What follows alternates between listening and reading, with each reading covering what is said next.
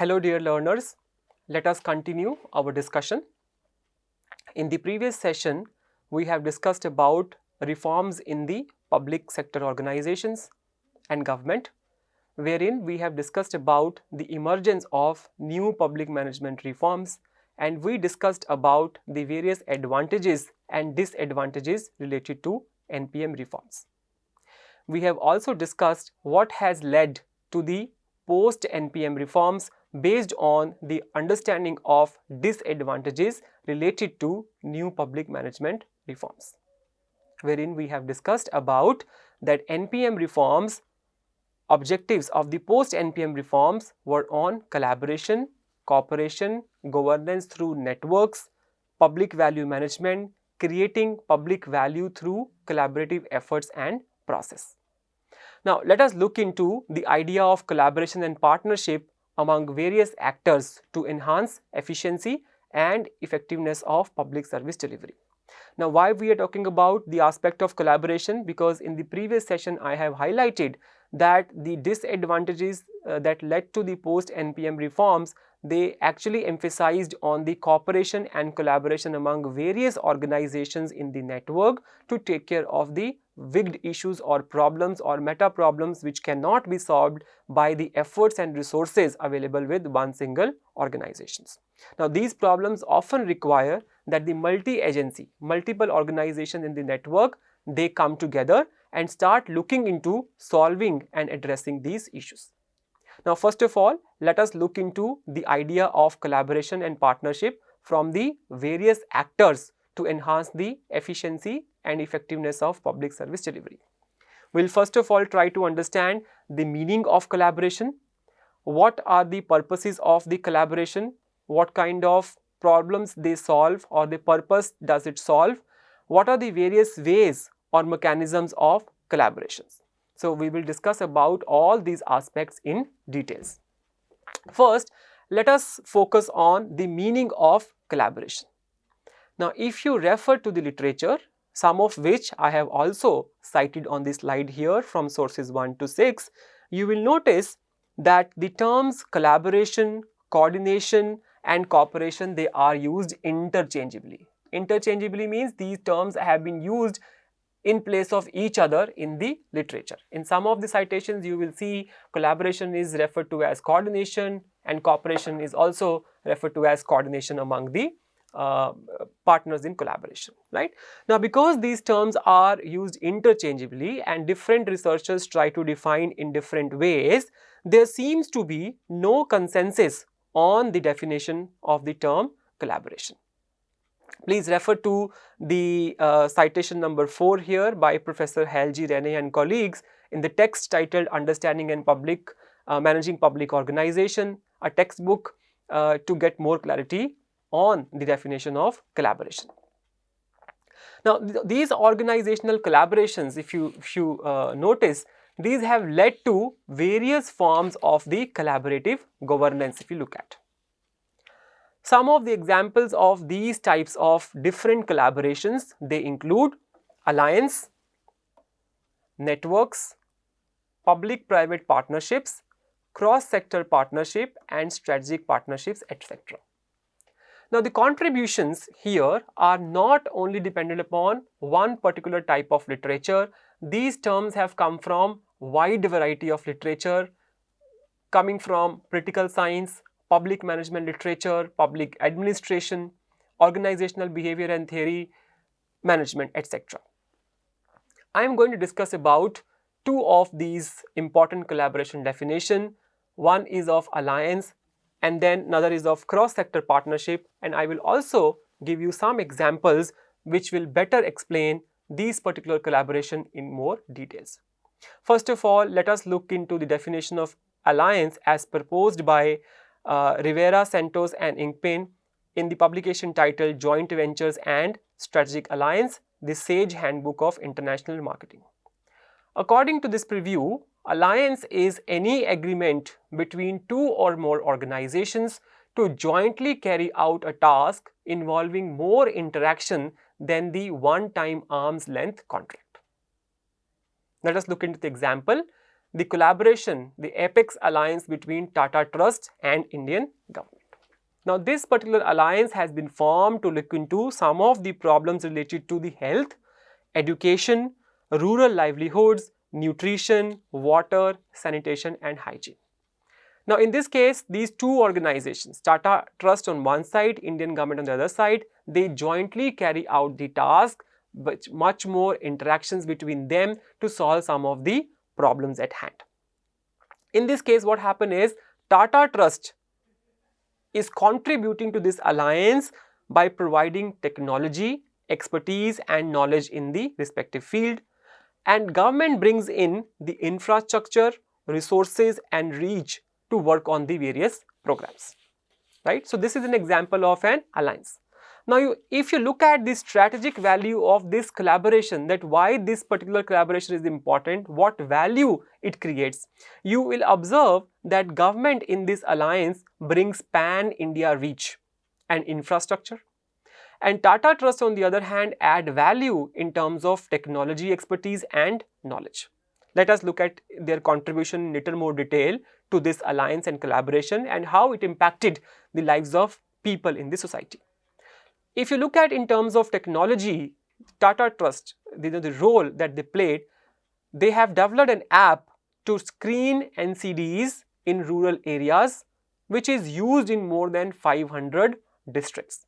So, with the help of technology and the government's reach, this particular innovation has led to the identification of or screening NCDs in rural areas, and this particular has been used by more than 500 districts. So, it is for the betterment of the society and helping in terms of the healthcare issues which are faced by the people in the public. Another one is related to the education sector. Educating teachers by creating teacher training courses in collaboration with CBSE for promoting experiential learning in the classroom. We are talking about the alliance between Tata Trust and Indian government. The program has been hosted on Diksha platform and over 2,90,000 teachers have enrolled for this program and have benefited from the program. So, you see that how this alliance with the help of the resources with one particular organization and resources of the other, when they come together, it can work for the betterment of the society. I have also provided the link here at number 5 in the sources. If the learners are interested to know more about these programs and learn more about this alliance, they can learn from this particular link here. Another important definition which I have noted here is about cross-sector partnerships. Now, according to the authors Selsky and Parker, the source number 3 mentioned on this slide here, cross-sector projects formed explicitly to address social issues and causes that actively engage the partners on an ongoing basis. In this case, what is happening is the partners are coming from various sectors. Now, these cross-sectors actors can be from the government organization, private sector organization, not-for-profit organizations, for example, non-government organizations. They can come from any sector and form the partnership. I like to give the example of Unilever here. In this case, Unilever, it tried to create an ecosystem of diverse partners to address urgent sanitation problem which affects more than 600 million poor people, right? Now, this organization, what they have done is they are partnering with NGOs, banks and schools for creation of the market for cleaning products in the rural area, rural India. It created jobs and with microfinance also lifted the women from the poverty. Creation of the jobs for people, creating opportunities for people so that they can have their livelihood. So, these cross-sector partnerships also are there to address some of the social problems that are confronting people at large, right? So, to know more about it, the learners can refer to the link which is given on the source number 6 here on the slide to know more about the contributions of the cross-sector partnership by Unilever to address the social issues and causes. Now, it led us to an important discussion on collaborative public management and collaborative governance. Now, we have talked about what is the meaning of collaboration, what kind of types, what kind of collaborations are there. We discuss about some of its types and definition.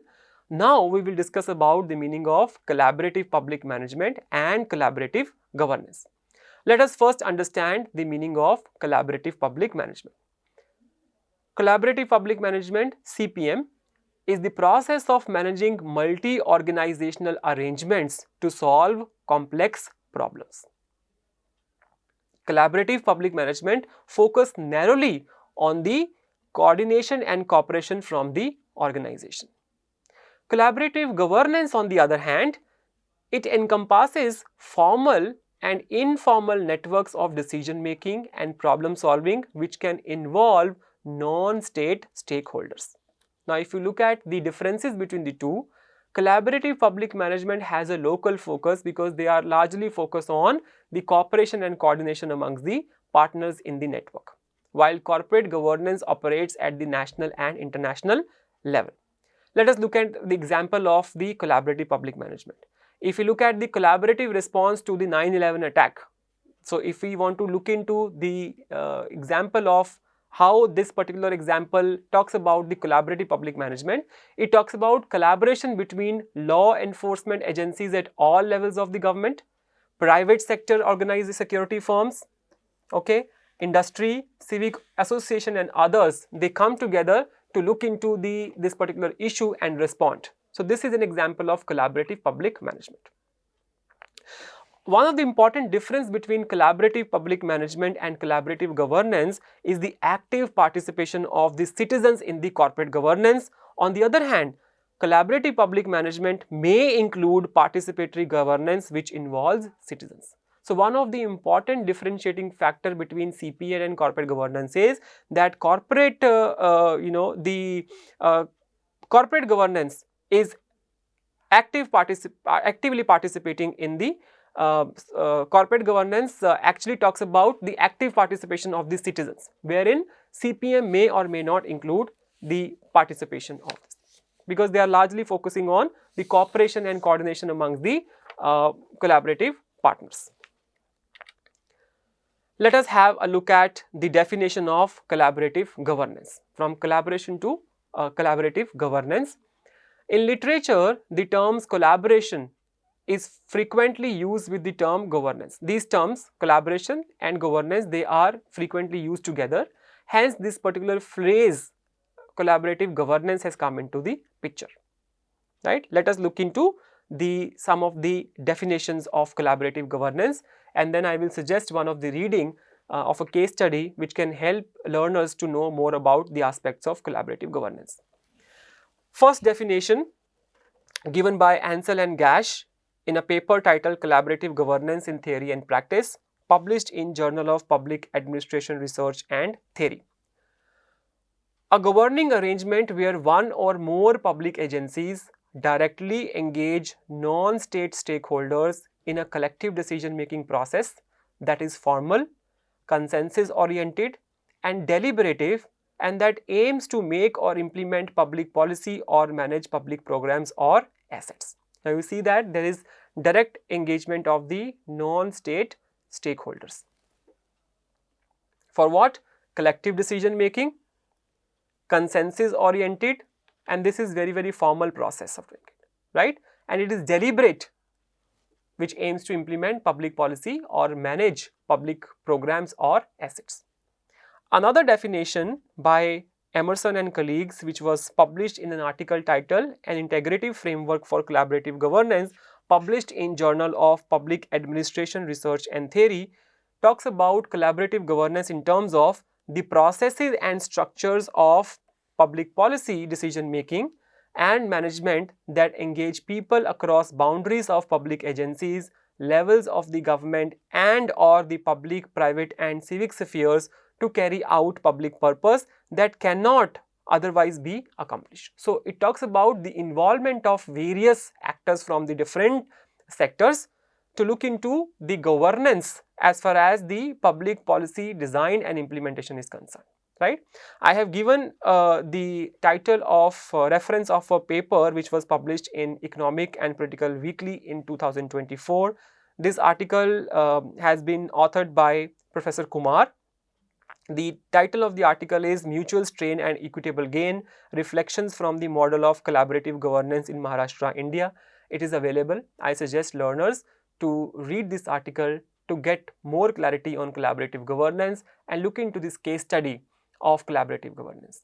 I also suggest learners to find out another examples of collaborative governance from their own reading, and they can share their views and opinions in the forum that we are going to create through the through this platform, where various learners can engage in a dialogue with each other, and there I suggest learners to come up with more examples of collaborative governance and other opinions and views if they would like to share over the platform there. Now, we have talked about the meaning of collaboration and the collaborative governance and what has led to the aspects of collaboration and collaborative governance. Let us continue this discussion on the importance of collaboration and understand reasons that why organizations in the network they want to collaborate with each other, right? Why organization collaborate? Why collaborative governance, right? Now, if you look into the literature broadly classified reason behind collaborations between the organizational partners in the network, and they classified it into the broad two categories, which is theoretical reasons or practical reasons, right? First of all, we will discuss about the theoretical meanings, reasons behind the collaborations. The first theoretical reasons which is mentioned in the literature that why organizations collaborate is about the resource dependency. Now, if you look into the strategic management literature, resource dependence theory and resource dependence as one of the reasons for collaboration is well cited. This particular theory, resource dependence theory, is considered to be a well-developed theory supporting inter-organizational partnerships. Now, there are various organizations in the network, can be public organizations, the government organization I am talking about, private sector organization, not-for-profit organizations, NGOs. So, they are all the actors which are working in the network. Now, the partnership between any of these actors, is basically can be reasoned for resource dependency. How? The argument according to this theory is that the individual organization they lack all the needed resources. One organization may not have all the resources they need to function appropriately or function effectively in their domain. Now, these resources can be any resource like financial resources, people resources, technological expertise available with the organization, infrastructure, reach, or etc. etc. Now, the acquisition of these various resources required by the organizations, they demand organization to leverage their network. Now, if the resource or expertise is not available with them, they will look for that particular resource with the other organizations in the network. They will network with other groups or people outside their environment, okay, their own function environment. For example, government will look for maybe the not-for-profit organization or the profit organization. NGO can look for the government organization's help. Government organization can look for the non-government organization, so and so forth. Recall the example we discussed about alliance between Tata Trust and Indian government. Now, in order to achieve the broader goals of designing and implementing policies and programs on health education, nutrition, rural livelihood, etc., Tata Trust depends upon Indian government. For what? Tata Trust doesn't have a pan-India reach, but Indian government has. So, you see that resource available with one particular organization is actually attracting the other organization in the network to collaborate, right? The resource of pan-India reach with Indian government has attracted Tata Trust to collaborate with them. On the other hand, in terms of Tata Trust resources of technological expertise and knowledge, the government organizations are attracted to collaborate with Tata Trust because they want to address some of the social issues. Now, the idea is that the grand challenges or the messy problems cannot be solved by or taken care of by single individual organizations. To achieve this, collaboration and collaborative effort is required. there is another important aspect related to this particular exchange relationship between the organizations as a result of collaboration. Once this collaboration has happened, it has actually resulted into the trust building between the two organizations, right, which in turn can assure the access of required resources in future also. For example, already two organizations, they have partnered together to solve some of the issues or the problems. So when they worked with each other, there is some level of trust which has already developed between these two organizations. So imagine in times to come, if some uncertainty or some kind of contingency come in front of these organizations, they can again get the access of these resources from each other. So this resource dependency not only give access to resources of people for that particular problem solving only, it can also result in building trust between the two organizations in the network, which can help each other in times to come also. Another interesting theoretical reason that relates to the common purpose of the organizations collaborating, right? After resource dependency, the another theoretical reason which is important for organizations getting attracted towards each other in terms of collaboration is their common purpose, right? What happens is the organizations having similarity or compatibility in their goals. If their goals are compatible, their attitudes are in alignment, there is a better chance that they will be attracted towards each other to form a collaboration or partnership. The common purpose approach to collaboration closely relates to the idea of similarity among organizations in terms of their values and attitudes. Now, if along with the compatibility of goals, the values and the attitudes of organization are also in congruence, the network among these organizations can sustain for long period of time because their goals are aligned, their attitudes and values they are aligned, they have common purpose, right? So if they have common purpose, attitude well aligned and congruent, goals are congruent, then this collaboration can sustain for long period of time. Let us consider an example for this. A partnership between an NGO and a corporate, an NGO corporate partnership. Now, if you look at the business organizations are mandated to contribute towards corporate social responsibility and provide for society in terms of achieving grand challenges in society. For instance, one of the issues, a concern which confront the society is the depleting water table or levels. So there is an association, SM Sehgal Foundation, an NGO. This particular NGO formed a partnership with DCB Bank Limited in Madhya Pradesh and implement a project called Jal Vikas. Now, the aim of this particular project Jal Vikas was to replenish depleting water table in Madhya Pradesh. Under this project, what has happened is 38 million liters of surface water storage was created in the villages to do what? To help farmers meet their agriculture needs. And in addition to this, the project also helped 364 households with over 2,000 people.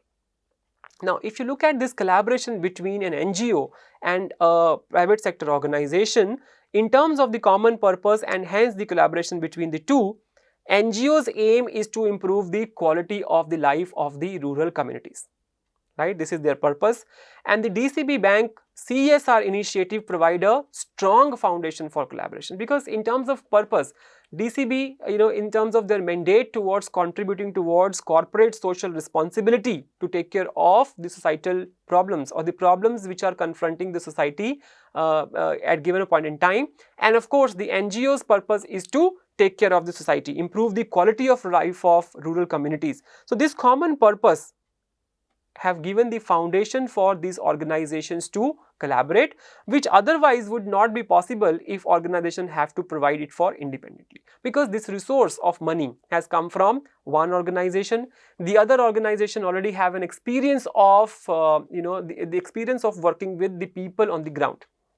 So when these two organizations come together to form a partnership, this can lead to solve the problems of the society. So this is another example, of how the common purpose as a reason can actually influence two parties in the networks to collaborate with each other.